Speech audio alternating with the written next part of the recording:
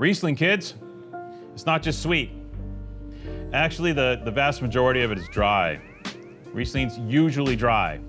But, you know, back in the 70s and 80s, the culture was quite strong here in the States for fruitier styles of Riesling, as well as in Germany.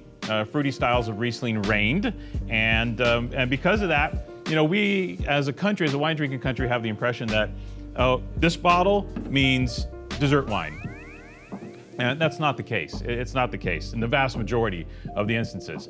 That being said, some of the greatest Rieslings in the world are of the fruity variety from Germany. So I'm not poo-pooing fruity or dry styles. I'm merely saying that there is a difference, and a lot of the Riesling in the planet's dry. Now in Australia, the overwhelming majority of it is dry, just as it is in Alsace, just as it is in Austria, and heading that way in Germany nowadays, to be honest. So the dry style of Rieslings here are a style that was began in the 1960s as people were looking for alternative wines. The whole sweet wine culture started kind of pulling back a little bit. You know, in Australia, from the teens into the 1950s, sweet wine reigned. You know, sherry, Madeira, port-style wines were all the rage. And if you weren't drinking those, then you were drinking beer or you were drinking whiskey, right? So starting in the 60s, people were like, how about dry Riesling? And it was like, yeah. And during that time, some of the great Riesling vineyards in Australia were planted.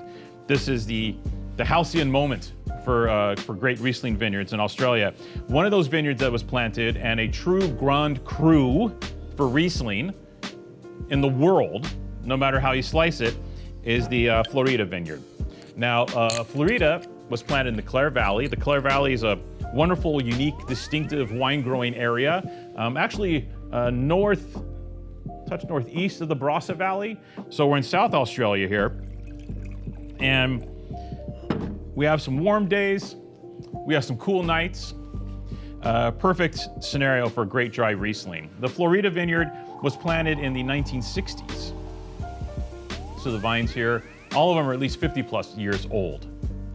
It is a special site, and a site that made some of the greatest early Rieslings in Australia under the name of the Leo Burring label. For you old heads, OGs, Australian wine aficionados, those Leo Burring Rieslings are renowned, they're legendary.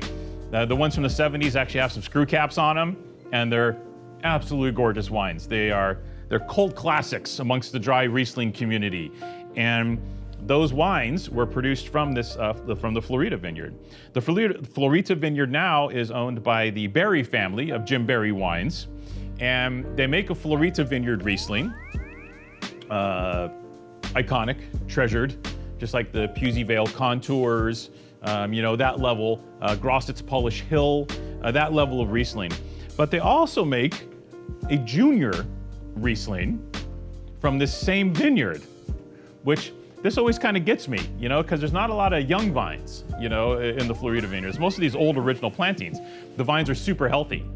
So what this wine strikes me as well, I mean, like, why?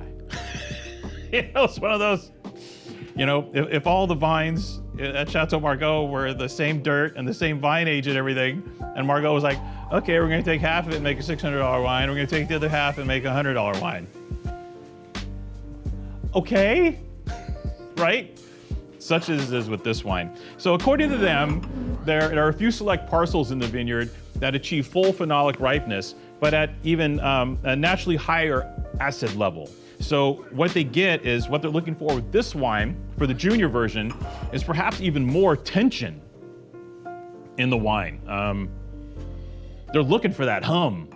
They're looking for that hum. And I do love the hum of great Australian Riesling.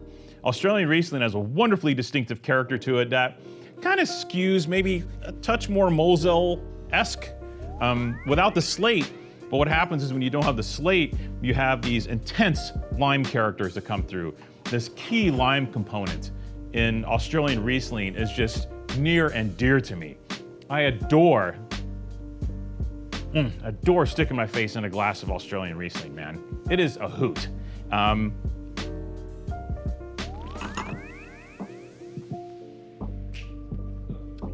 So beautiful.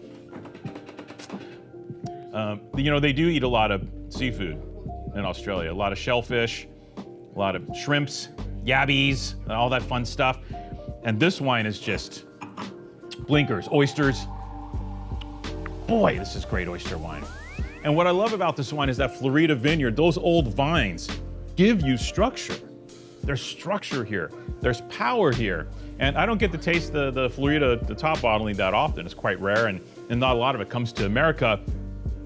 But I'm thinking, like, how much better can the Florida single vineyard wine be than this wine, which is also 50-plus-year-old vines from the Florida vineyard? I don't get it. It's a good thing for us. Usually this Riesling, double 93 points, by the way. So it gets huge scores. So if you like numbers, boom, it's got it, easy. You know, but the key thing here is the fact that the whole Australian Riesling concept still isn't completely carrying on here in the United States. People see this bottle, they think sweet, they don't buy it. Well, look what they're missing out on. Not that if it wasn't sweet, it wouldn't be good, because it'd probably be great. But long story short, you get $22 Riesling, already a steal at that price. I mean, this wine was already phenomenally priced. We're selling for 13 bucks. This is comically brilliant wine for the money. Stove enclosure, no corked wines. Problem, only 20 cases. So this one's pretty limited. So I would react pretty fast if I were you, because this will go to Sellout City today, I think. This is just gorgeous, gorgeous gear. Pretty, bright, limey, stony, bone dry, flavorful, gorgeous stuff. Jim Barry in the house, represent.